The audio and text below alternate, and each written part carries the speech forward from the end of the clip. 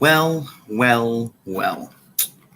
Ohio State decided, hey, we know what we're doing, and everybody that wants to talk crap about us, cry like a little baby.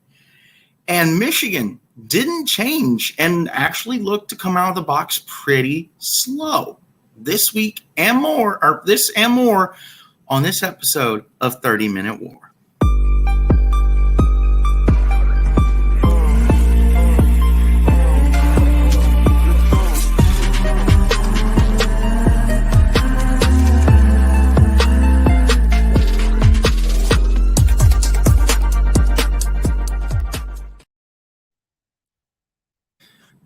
Well. All I gotta say is, I freaking told you so, baby! Nah, I'm kidding. I actually did pick against Ohio State to win. Yep. There were things that had happened last week heading into the game that we will get into later. What a win, baby. I am still riding high off of this victory. Oh. Wow. And you know what? Oh, my goodness. I never thought I would say this, but there are outside of you, there are actually logical Michigan fans out there that agree with me that Ohio State and Michigan, as much as Michigan fans hate Ohio State, deserve to both be undefeated heading into the game because it just makes it that more awesome. Now, granted, it'll be the last year of that, but overall, I think we saw a lot out of Kyle McCord, and Kyle proved, hey, you and everybody out there that has doubt of what I can do, because I don't usually run, because you think that's kind of a factor that's going to get you, because you can beat these prolific pass beaming QBs. Hey, you ain't seen nothing yet. Now, I know I've been pretty hard on Kyle, and it's because, you know what? What have we really seen out of Kyle McCord? Not a whole lot, honestly. And he played darn near a perfect game. He only had 8 incompletions? It was 25 of 33 or something like that. Yeah. 21 for 37. So yeah, he had a lot of yards though. He had 240 yards. Oh yeah. I mean, it's insane. And just, I don't know. All the different reactions I've seen, people punching walls, putting holes in their walls over the fact that Ohio State won. People throwing their cats out of their second-story window. People just lighting stuff on fire over being so mad that Ohio State won. It's finally college football season, and it's awesome to see.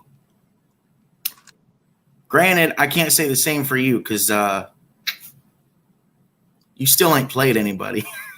Oh, just wait. Let me know when it's my turn. Go ahead. So, what happened on Saturday is the best possible scenario for Michigan, period. And I'm going to lay out why. Number one, Notre Dame isn't a top 10 team. They're probably top 25. Number two, Kyle McCord did enough to keep his job for the whole year.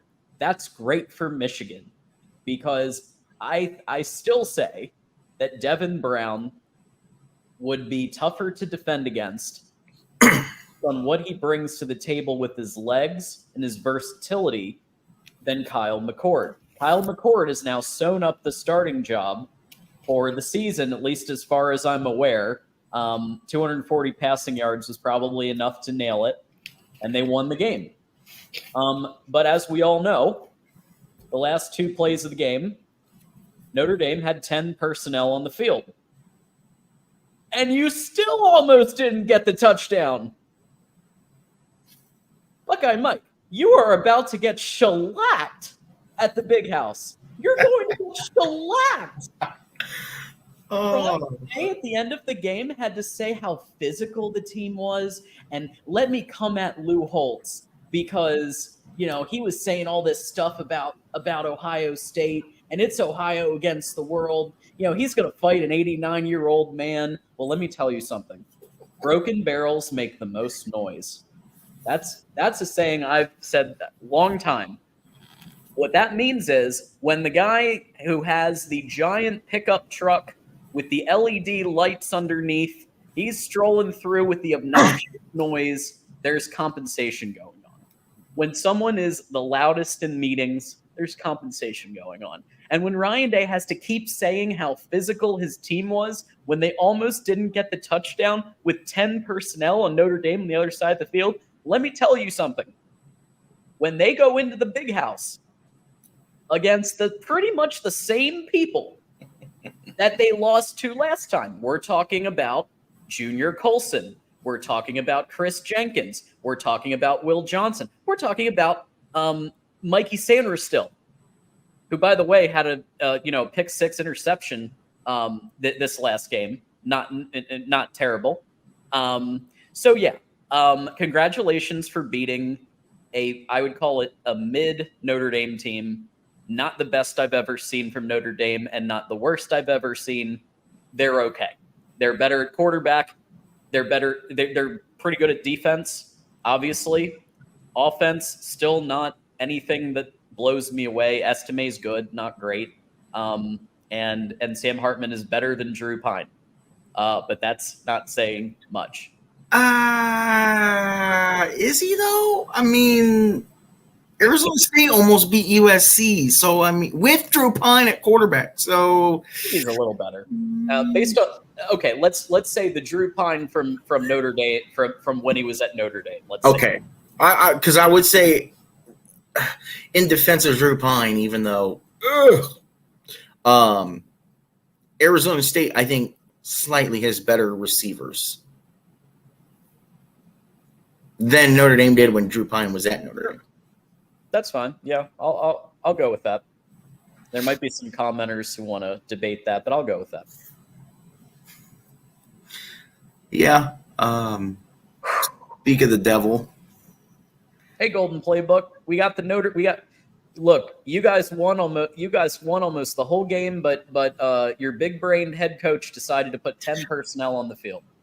Honestly, guess what? I didn't even realize it was 10 personnel until after the game. And they said, yeah, it was 10 personnel. Because guess what? We were going to the left anyway because that's the weak side. Yeah. All you had to do was load the box on the left side of the ball. Yeah. I mean, come on. Yeah. I mean, I love Marcus Freeman when he played at Ohio State, but the dude's got some figuring out to do as a head coach. You cannot – I mean, I understand that you didn't want to take the penalty, but Marcus, you dude, it's half the distance to the goal. It moves the ball like 3 inches, if that. Take the penalty. Take the penalty, bro. Doesn't matter at that point, yeah.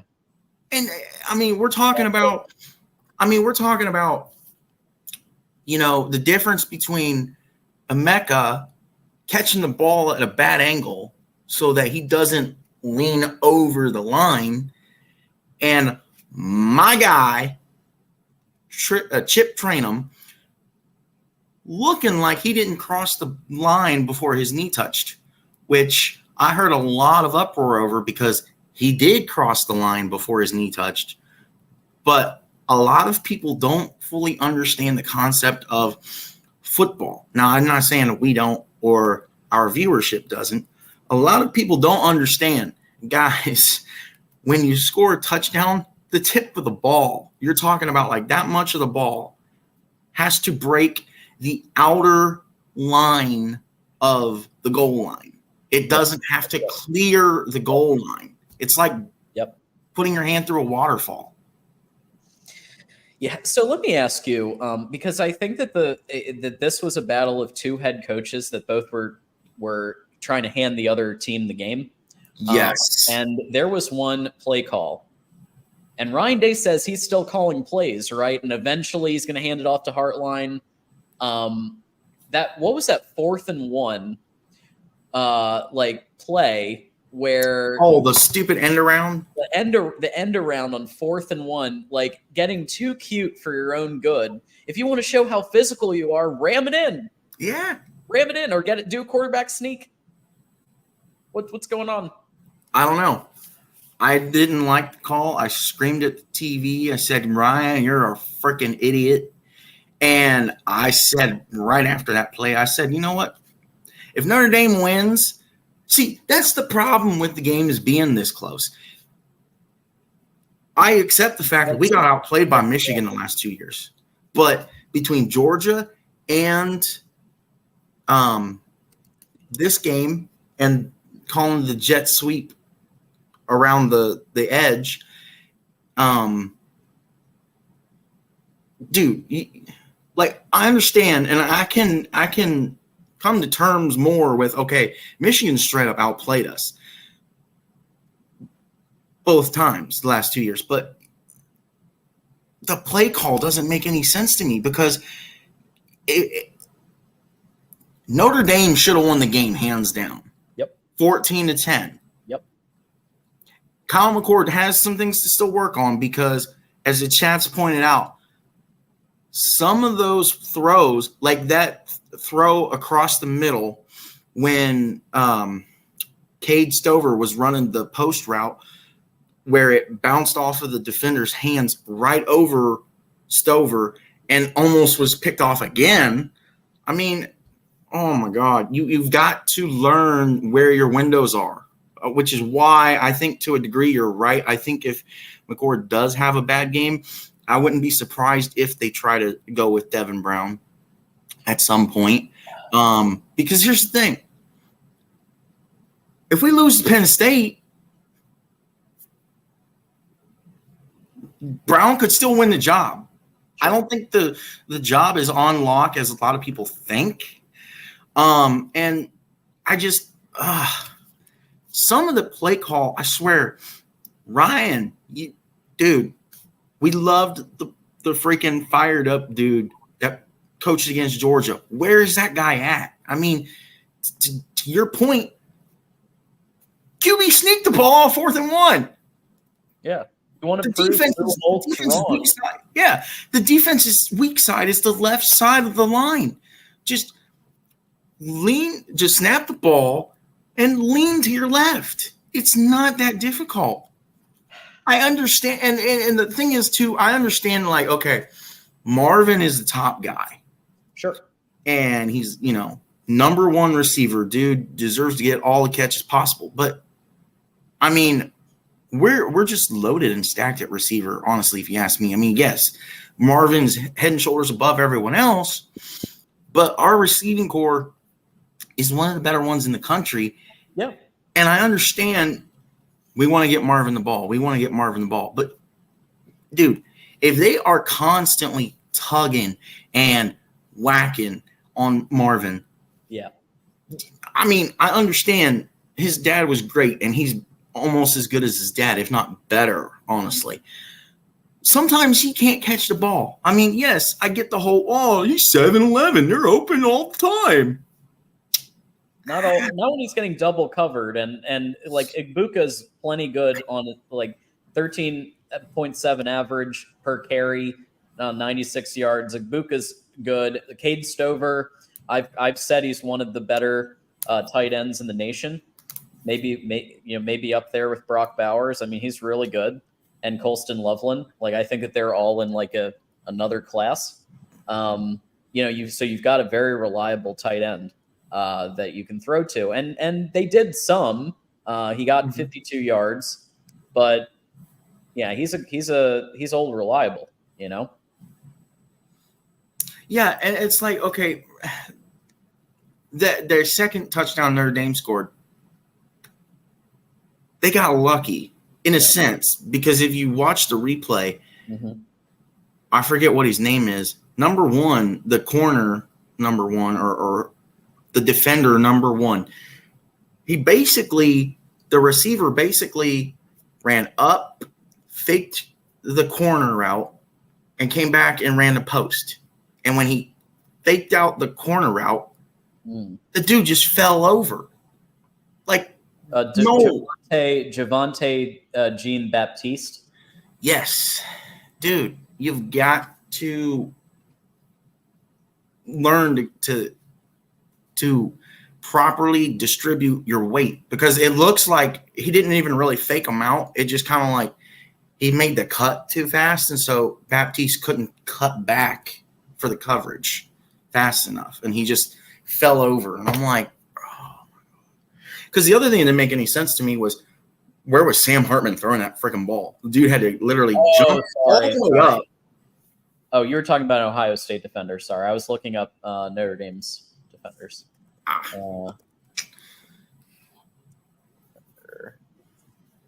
But yeah, no, like, where is Sam Hartman throwing that freaking ball? Because the dude had to literally jump up, cradle it, and he freaking came down on his back. I mean, the dude was so wide open, bro. Sam, all you had to do was just, he was still going to catch the ball.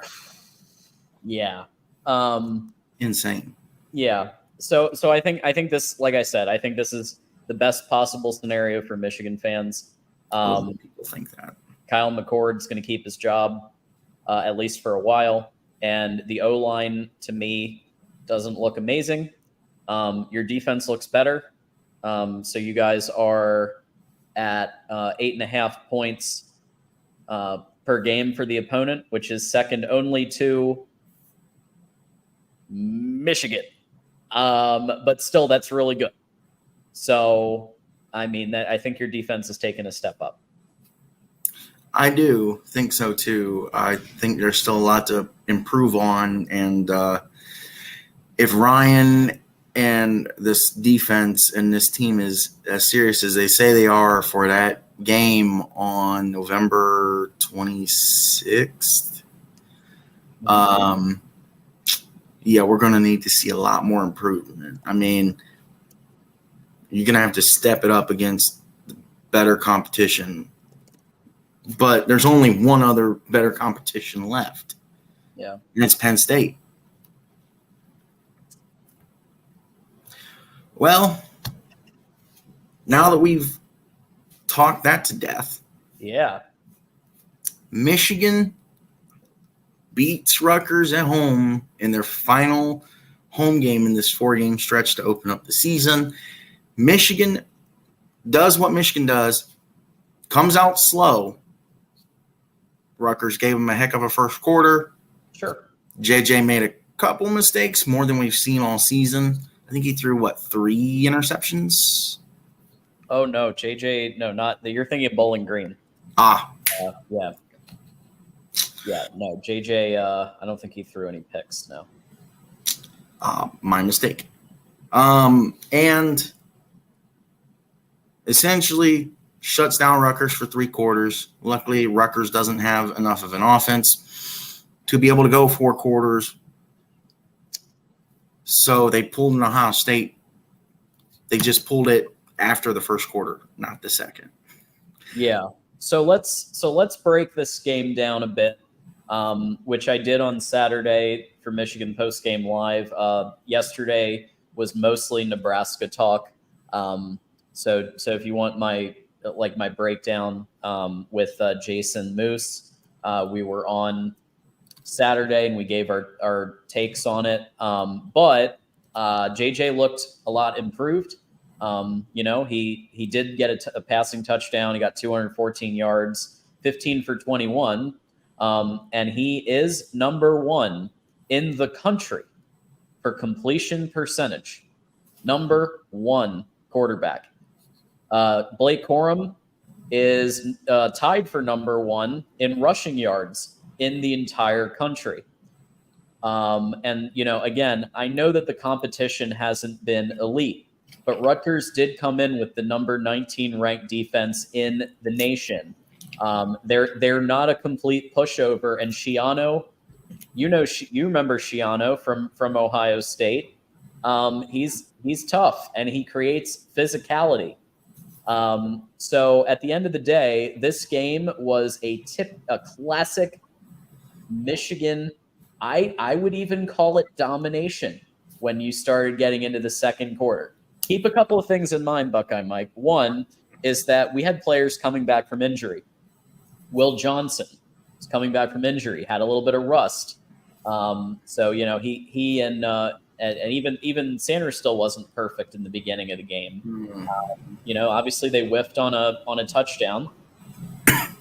That was taken for Rutgers. That was their only score of the entire game, and then Michigan goes to score 31 unanswered. We got with Will Johnson obviously coming back. There's on the offensive side of the ball, you had questions about the O-line because for whatever reason, Miles Hinton was still in at right tackle, even though we've been screaming on Michigan Wolverines Live, and I've said on here, you got to put Ladarius Henderson at left tackle, you got to put Carson Barnhart at right tackle, and then you use Trente Jones as the sixth guy. I don't want to see the other guy anywhere near the starting position until it's time to put the backups in and Michigan is up by 30 points. I don't want to see him. I'm sorry. We have 3 extremely, extremely talented tackles, and they should all play. And you know that Jim Harbaugh runs a lot of 6 lineman sets anyway, so Trente Jones can see the field a decent amount. So with all that said, and yeah, Jason's saying it right there, Hinton needs to be benched. He does. He's terrible. And he got beat. He allowed JJ to get, I believe it was a sack. So he got sacked because he wasn't able to beat his guy. And when Ladarius makes mistakes, it's not as devastating for whatever reason. Like Hinton, when he makes mistakes, it's costly. And why put him out there when you have 3 tackles who can do the job? I don't get it. So they did finally make the adjustment in the third quarter, where they finally did listen to Michigan Wolf. Somebody on staff listens to Michigan Wolverines Live because we had musical chairs head coaches, and then they literally took our exact O-line prediction and then went with it starting in the third quarter. So somebody's listening to the show, I think, because it's getting scary now. It's getting scary now. But 31 unanswered is pretty great, and obviously from a team perspective, it was statistical domination in total yards, 415 to 257. Passing yards, it wasn't as dominant, 214 to 180, still decent. 201 to 77 rushing. We had higher yards per play, more first downs, more third down efficiency, more fourth down efficiency, more total plays, less punts, fewer penalties. I mean, you look at every, and then time of possession. This was the big one, Buckeye Mike. This was the big one. Michigan had the ball 36 minutes and 8 seconds. Rutgers had the ball 23 minutes and 52 seconds. Michigan controlled this game with the classic Jim Harbaugh crushing 12-minute drives, 12 plays, run the ball, throw a little, maybe JJ runs on the perimeter for a couple yards, you mix it up. Flea flicker was in there. But that's Jim Harbaugh football. That's Michigan football. That's what we do. And the whole goal was to keep Rutgers defense on the field as long as we could. And we kept Rutgers defense on the field for 36 freaking minutes.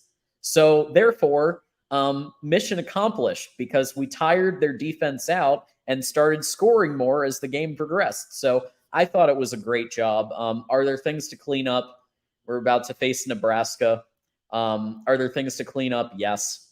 But I'm not, I think we're in a really good place as a team.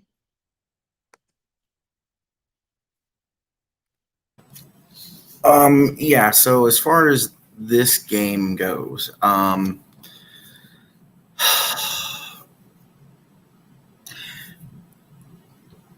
I just say, having this job, this channel,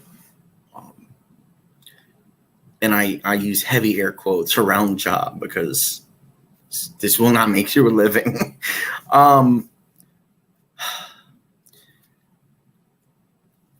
I try to be down the middle, especially for, like this show and everything. So if I had to clear my mind of every bias, I would say this is the most dominant performance from Michigan that we have seen. They have had some struggle moments. I love the depth that we have on the Michigan defense. I would almost say that the Michigan defense is probably tied with Ohio State as far as the way it stacks up. If not, it's 1 and 2. It is 1 and 2. It's so Michigan has 5.8 opponent points per game, which is first in the nation, and Ohio State is 8.5 for second in the nation.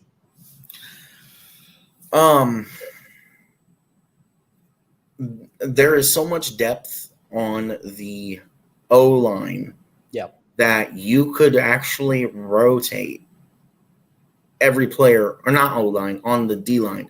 You could actually rotate every player at each position and it would still be dominant as it is, in my opinion.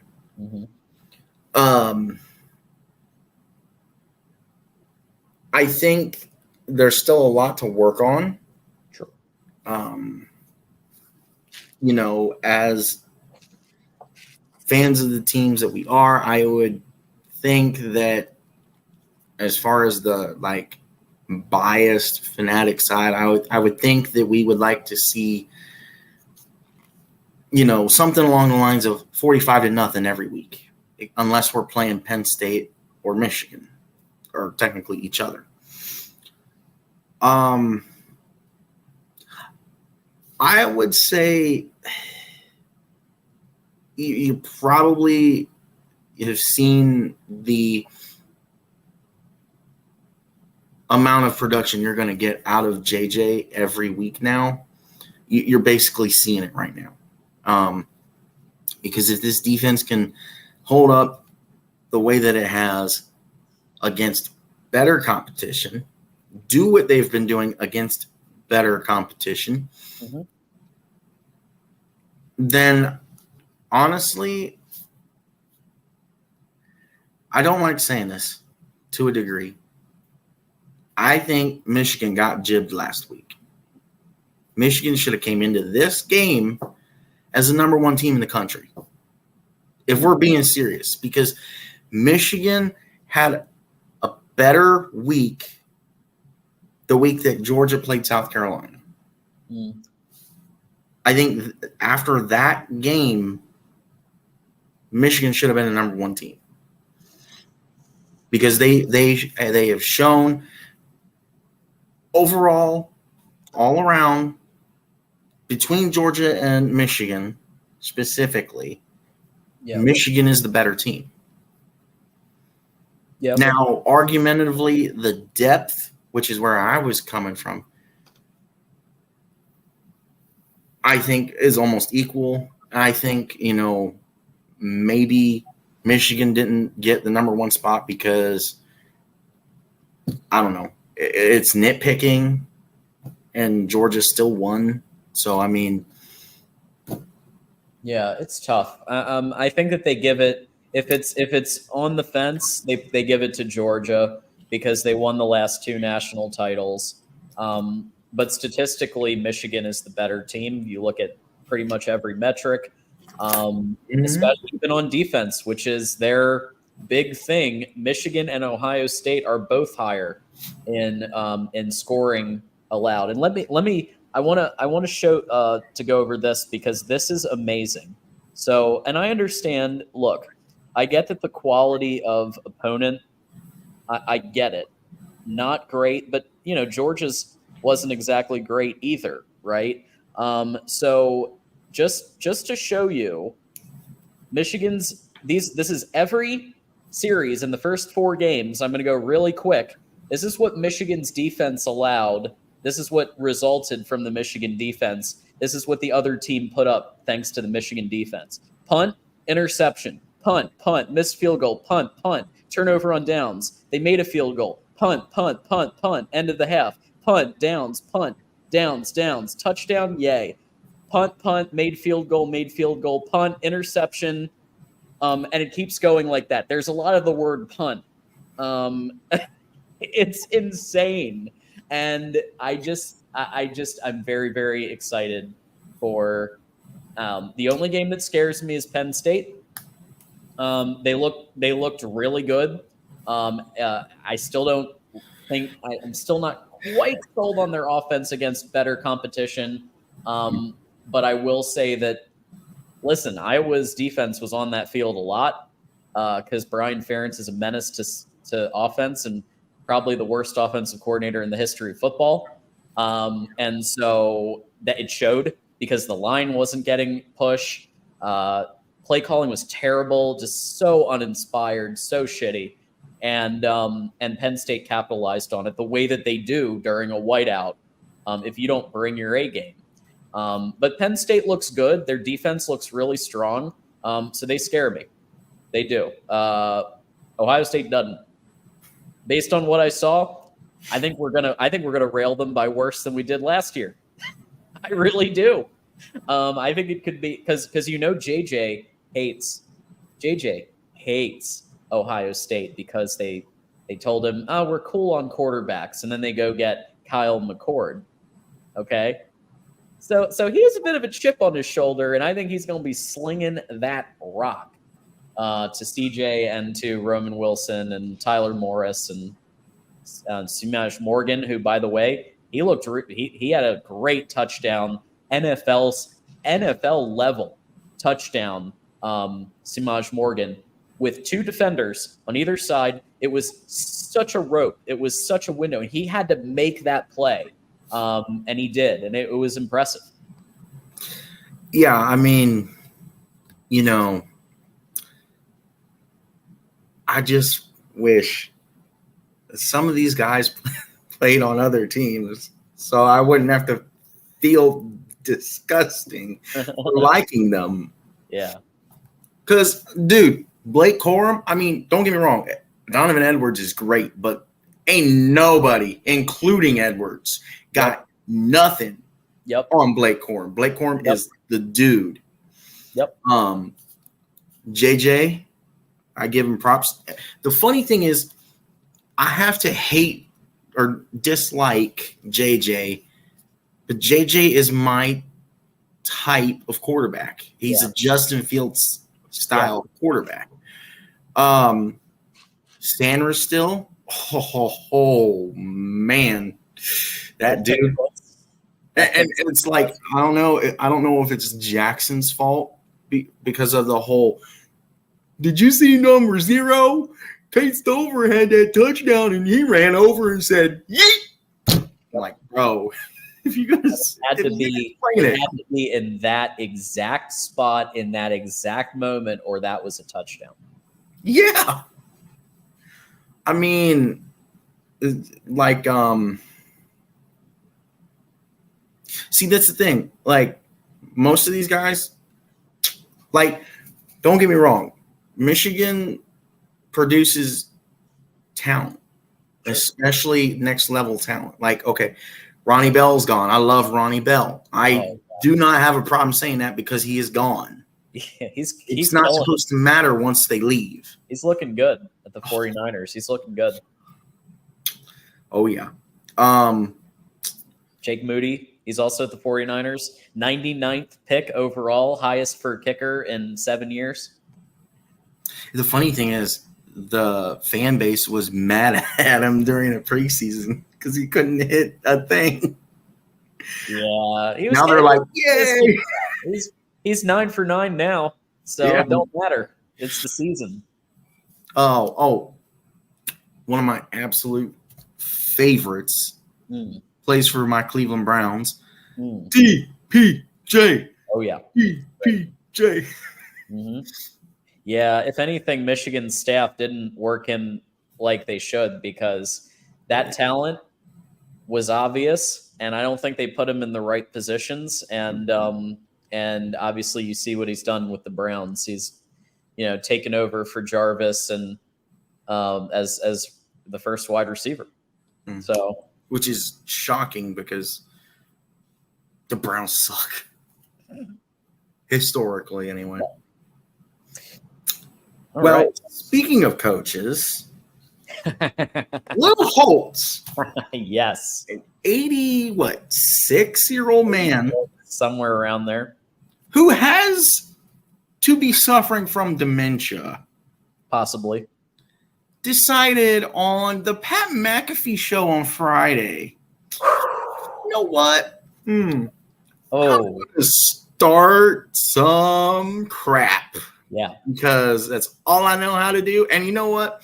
I blew it off, honestly, not because I'm in denial of what he was saying. I blew it off because, as Mark stated, he always, if you go back and watch everything related to Lou Holtz, he always defends and praises Notre Dame. And I get Lou Holtz coached at Notre Dame. That's cool.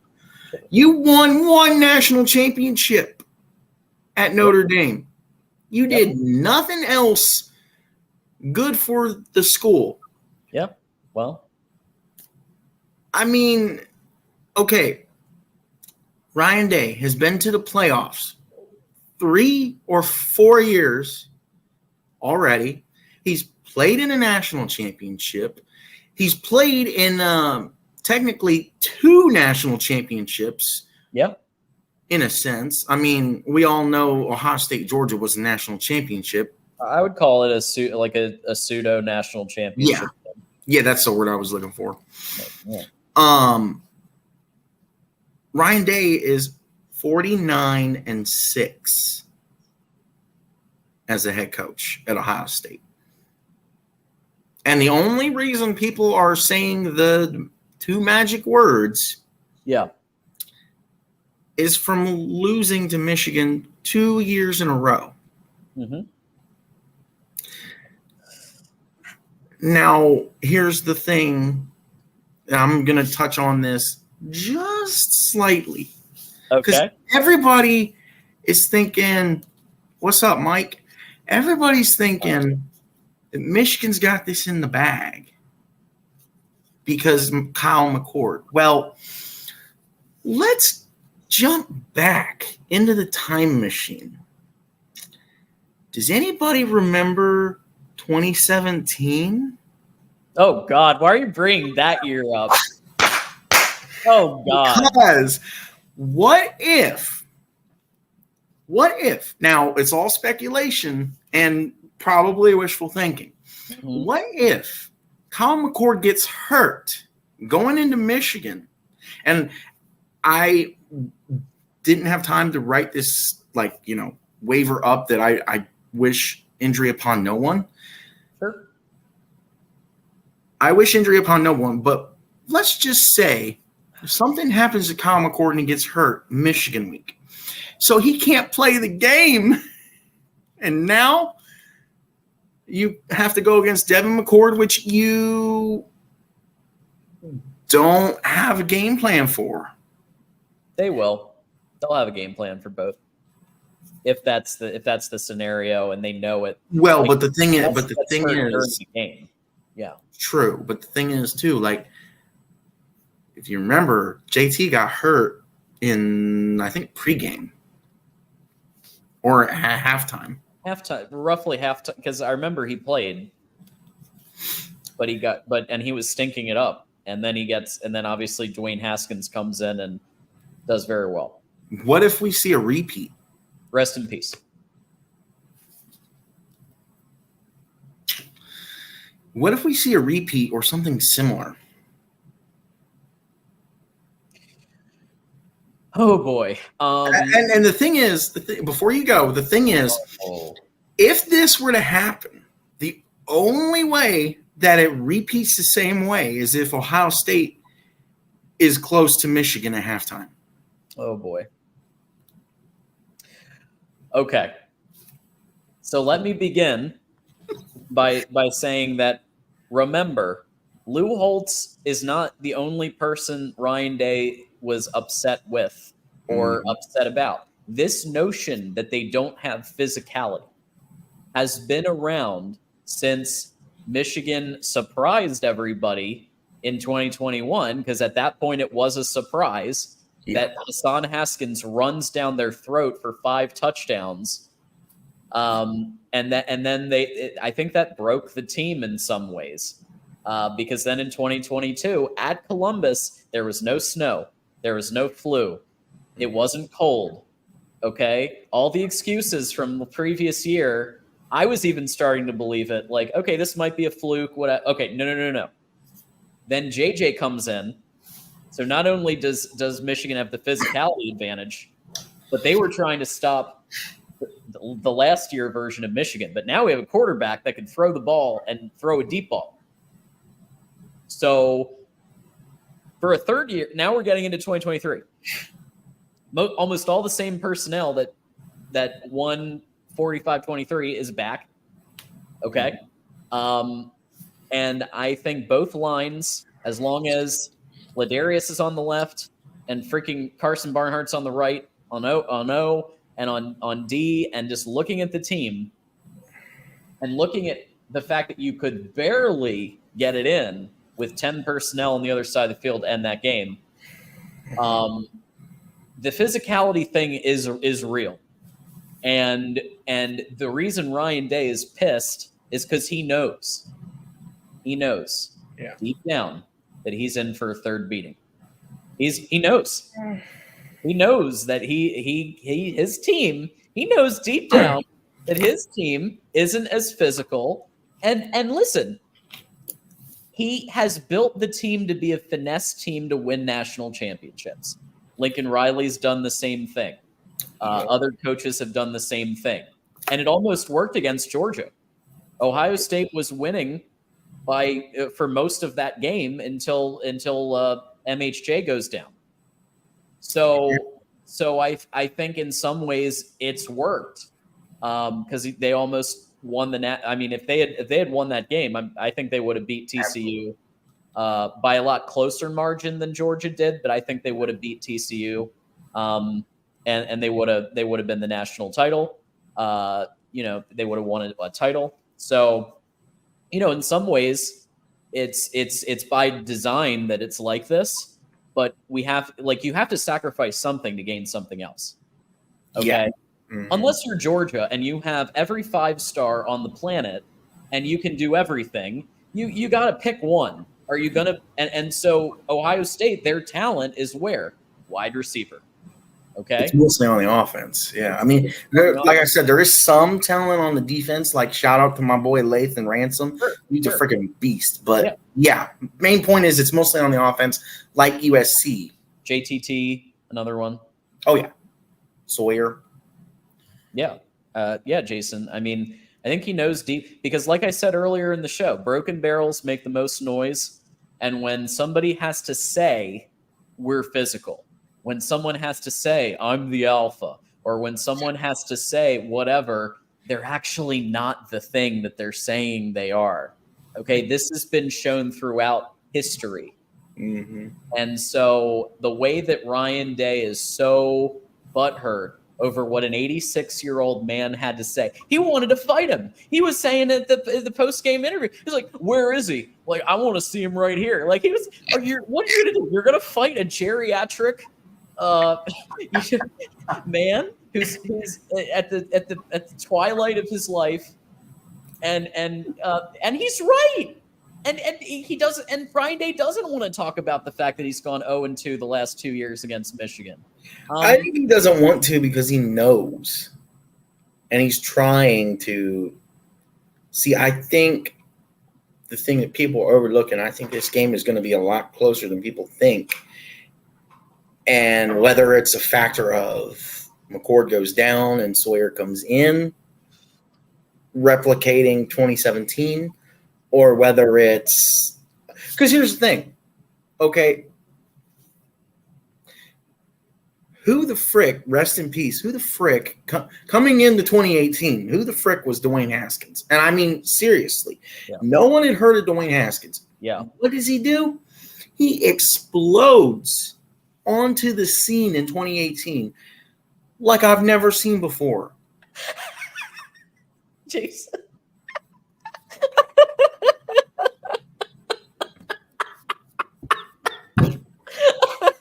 Oh my God. Wow. Yeah. Yeah, he did. Yeah, he did. I don't know what was funnier. The dude that interviewed Holtz was dressed up to look exactly like Holtz, somehow figured out how to talk almost just like him. I don't know if that part of it was funnier or if Ryan Day's response as far as, what's one thing you've learned about your team? Toughness. We are tough. Like, bro, calm down. Don't show the world the PEDs you're taking or the steroids that you're taking. Don't, look at me. I'm masculine. I wasn't born on third base. Bro, you're Jim Harbaugh 2.0, bro. Shut up. He was born. This is the whole thing. The third base sticks because it's true. You're valid. Yeah, that was my point. You're validating the third base BS by saying all this crap. All you had to say was an Urban Meyer style response or a Nick Saban style response. I heard what Lou Holtz said. I'm not worried about it. We got a really good team. I like the performance we had, and there's still things to improve on. Lou Holtz is a nobody anymore because he ain't around coaching, so he's irrelevant. I don't really value his opinion. He's a good person, but that's it. That's all. That's the gist of all you had to say. Not even that extent. Oh my God. Yeah. I understand Ryan was fired up, but he sounded like Trump in the sense that he was he just you went there.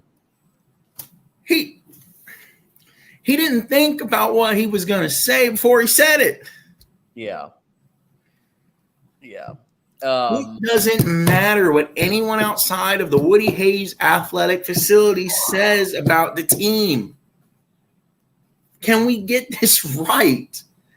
Yeah. You're just validating this whole, Michigan lives rent-free inside the head of Ryan Day. Well, guess what? Of course he does, because he ain't been able to win a national championship. Because guess what? If he – shut up, Moose. If he – they're both geriatrics. Yes. Yeah, I'll agree with that. If Ryan Day would win a national championship this year, because the thing is, if Ryan Day loses to Michigan, you're getting this whole us 3 years in a row. When is this two special words going to come up? Well, guess what? I don't think they will. And I think Ohio State fans, if that's the case, I think Ohio State fans have to deal with it because ain't nobody out there to replace him yet. So the thing is, honestly, at this point, lose to Michigan. Make the playoff and lose to Michigan, make the playoff, and win the national championship, because that's the only thing, in my opinion, that's going to save Ryan. I think you're also going to lose to Penn State. I hate to tell you. I think that defense is going to hold Penn State, but we will see. Yeah, Penn State's defense is really good, and I don't know if the O-line is going to be able to handle it. But, you never know. But I could talk about third base Ryan Day all day, but we still have one more topic. Yes, we do. Michigan at Nebraska. For full coverage of this, including John Johnston from Corn Nation, go over to Voice of College Football Michigan channel, and we did about an hour and a half of discussion of this. But I will say that Michigan is going for its first road game of the year to Nebraska. J.J. McCarthy was quoted today as saying, he loves to go into opposing stadiums. He loves the hatred and the okay, booze. Tom Brady, shut up, buddy. Dives on it. Because remember what they did in the Wisconsin jump around in 2021, and JJ was on that team, and he goes into the opposing stadiums and he feeds off the energy.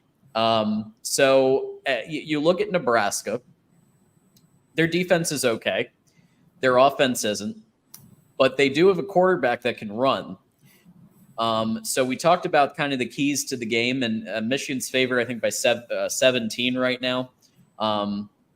And so I think it's going to be that I think I predicted 34-17 because like it feels like at 17 it'd be a push. But at the end of the day, like I think their quarterback, if they run the ball, Harburg, actually, I watched almost every play he was involved in the last 2 games, and when he breaks off for a run, he can beat the defenders. He can take it off. And to be fair, he was going up against teams called Northern Illinois and Louisiana Tech, to be fair. But that type of ability does translate to a lesser extent against better defenses. So Michigan has historically had problems with running quarterbacks. And so you got to watch out for that. Even Adrian Martinez in 2021, that was a close ball game. If he was a slightly better quarterback, Nebraska would have won that game in 2021. So you got to watch out for running quarterbacks. They run the option. It's not easy. But Michigan, if they do what they did against Rutgers and they have the same game plan, long punishing drives, force Nebraska's defense to stay on the field and be on for 36 minutes, they're going to win the game. And they're going to win, I think, like I said, 34-17. People who are predicting 50, 60-point victories, remember, folks, the clock rules really suck when it comes to huge victories like that unless you get a ton of turnovers.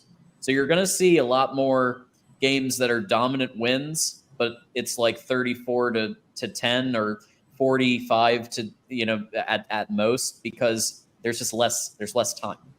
There's less opportunity to score. Yeah. So I expect it to be, like I said, 34-17. And yeah, Minner has the one thing Minner struggled with, like I said. I mean, Minner and Mike McDonald both running quarterbacks. So we'll see. Is he going to go and prevent cover? I mean, he will somewhat. He likes doing it. But I think he should adjust, because even Wimsatt was running a little bit. He was, I think, the top rusher on the Rutgers side. If I look at the stats, yeah, Gavin Wimsatt had 1 more yard rushing than their top running back, because Michigan did such a good job of neutralizing Kyle Monagai, who I think is their best player. That they had to go to the quarterback run. So yeah, like I said, if they do the same thing against Nebraska, it's gonna be a open and shut. Yeah, I know I've been trying to hype up Nebraska, but I just don't see it, because unless you're TCU, there's no way to account for J.J. McCarthy. I don't see Nebraska pulling a TCU, and Jesus criminy. He just keeps going. I love it. This is the rivalry right here. Oh yeah. Be careful. Ryan Day might shove him somewhere else. Be careful, Moose.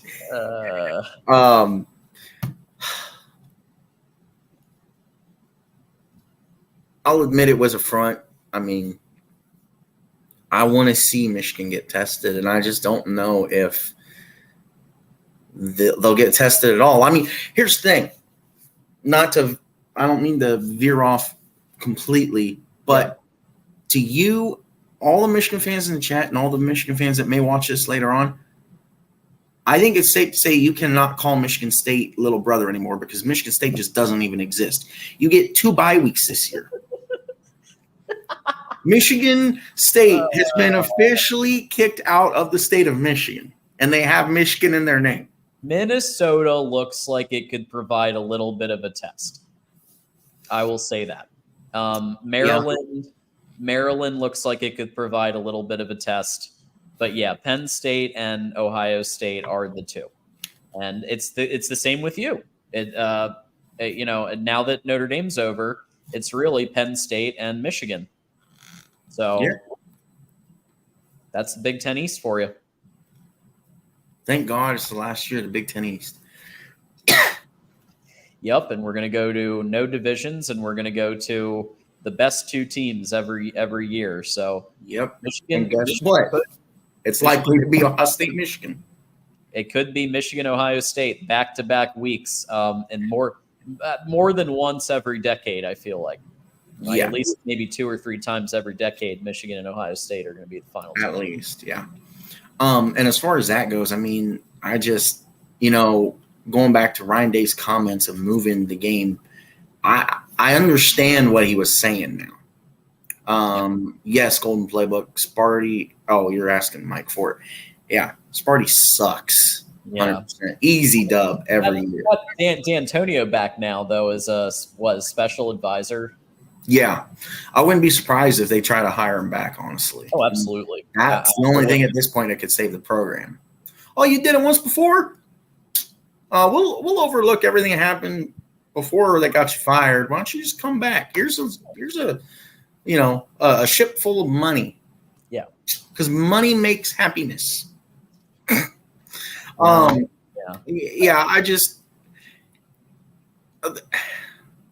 would say play out the 2020s, and if our verdict is correct that Ohio State and Michigan would play in the Big Ten championship more often than not, yes, I think Ryan Day is onto something. Move the game up the schedule just so you're avoiding the same game 2 weeks in a row, because it's not fair to the winner and it's not fair to the loser.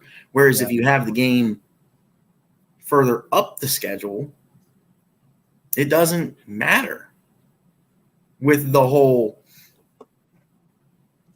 not being fair. As far as this game goes, I know I keep veering off. As far as this game goes, Michigan's going to just run away, I think. You said the spread's 17-8. Will easily cover the spread. And you know why? Because you will see J.J. McCarthy become, for another week, part Tom Brady, part Michael Vick, because that's what he is good at. Yeah.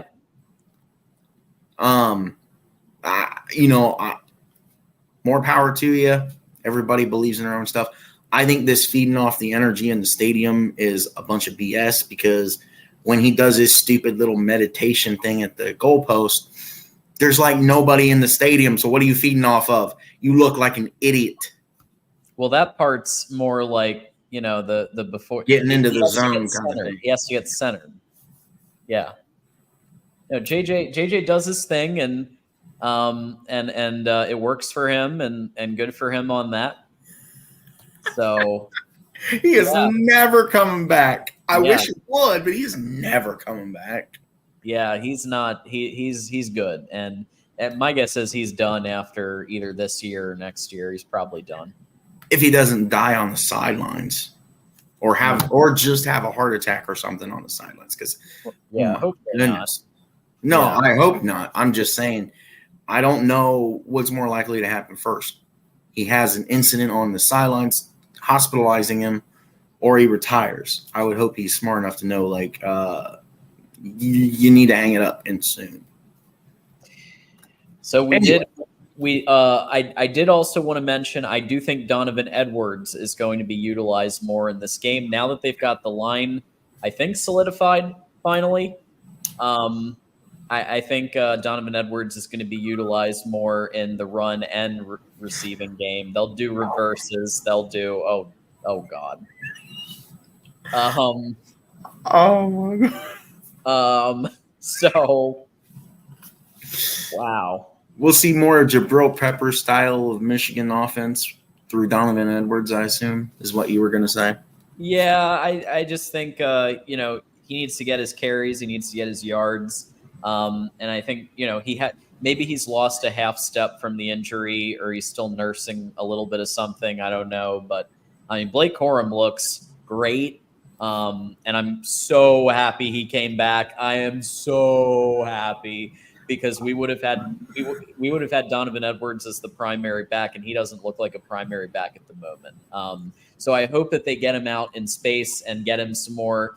Yeah, they've used him on the out and hitch routes. They've also used him as a spy, or not a spy, a decoy on quite a few play designs, which I think has worked really well. So, they did it with Blake Corum and Donovan Edwards at various points, using him as a decoy. So it just keeps coming, man. It just keeps. Oh my God! Wow. Moose, if you would clean up the wording, I could actually put stuff on the screen. Yeah, we probably. Yeah, I need to be more careful what I put on the screen.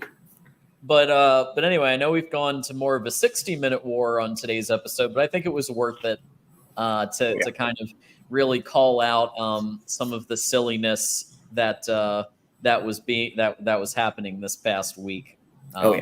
Ryan Day needs to just keep it in, like you said, coach speak.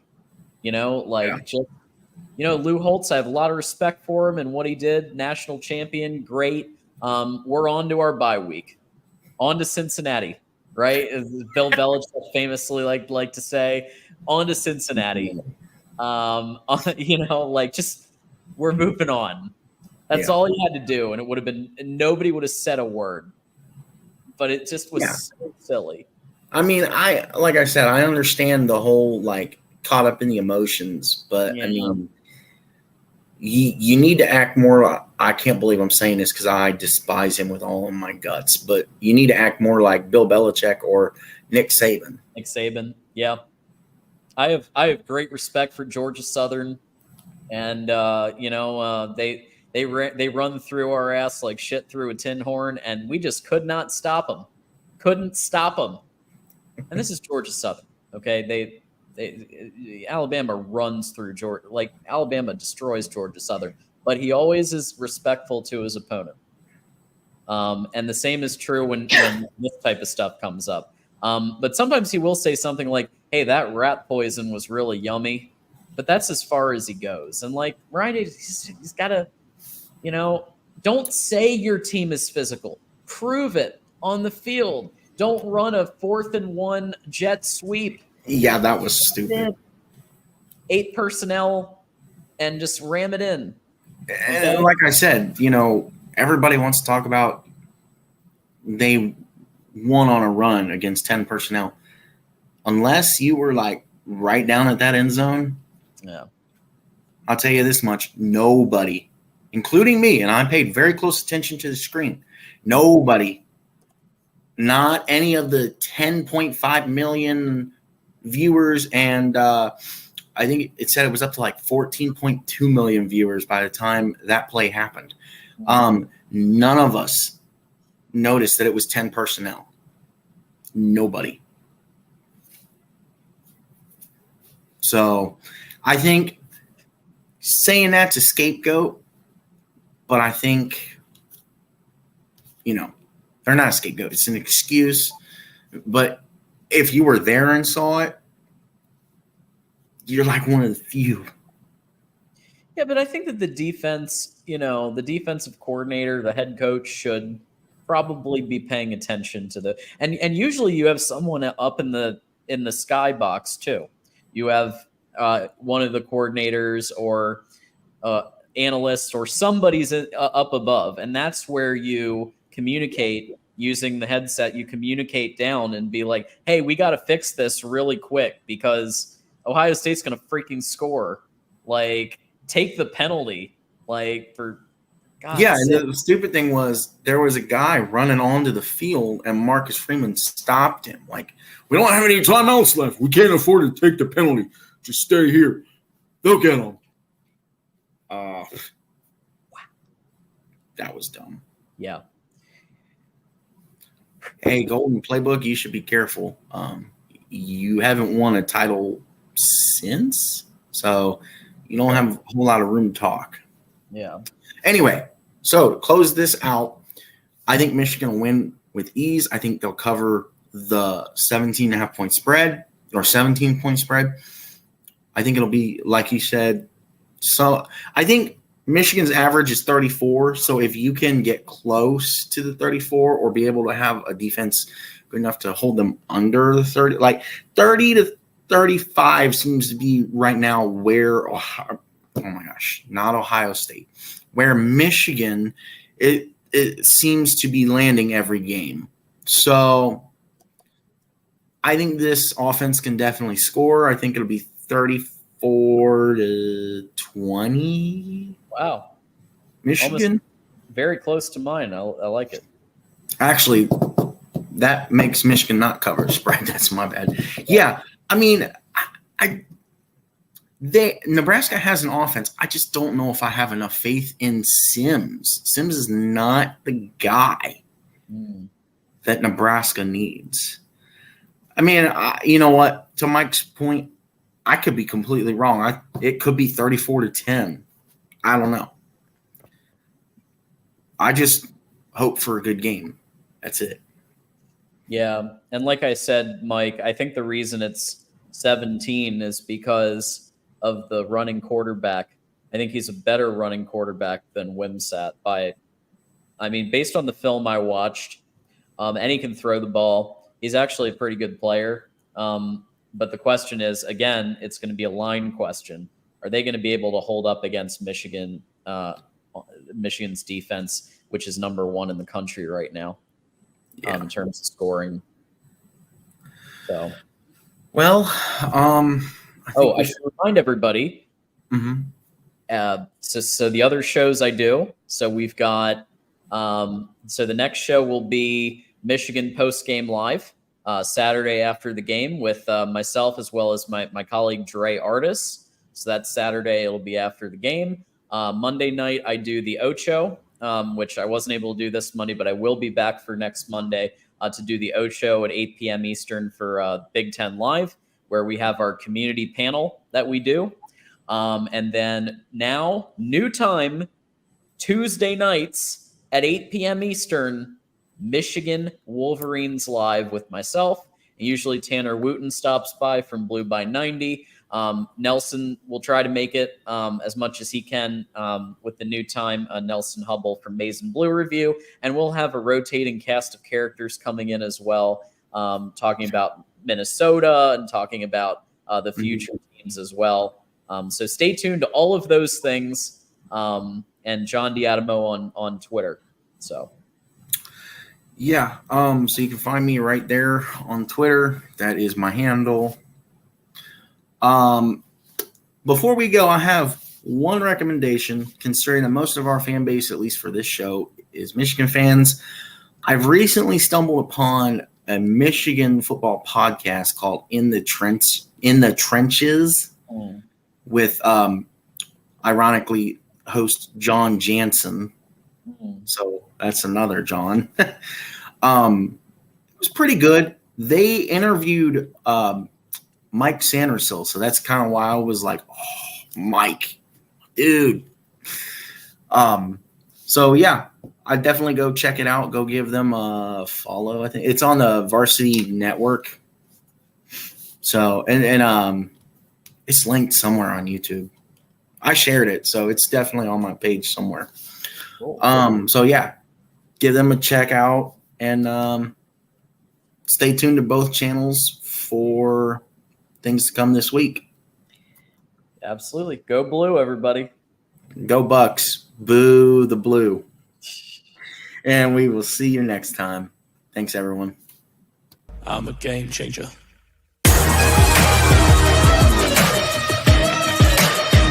I'm a game changer.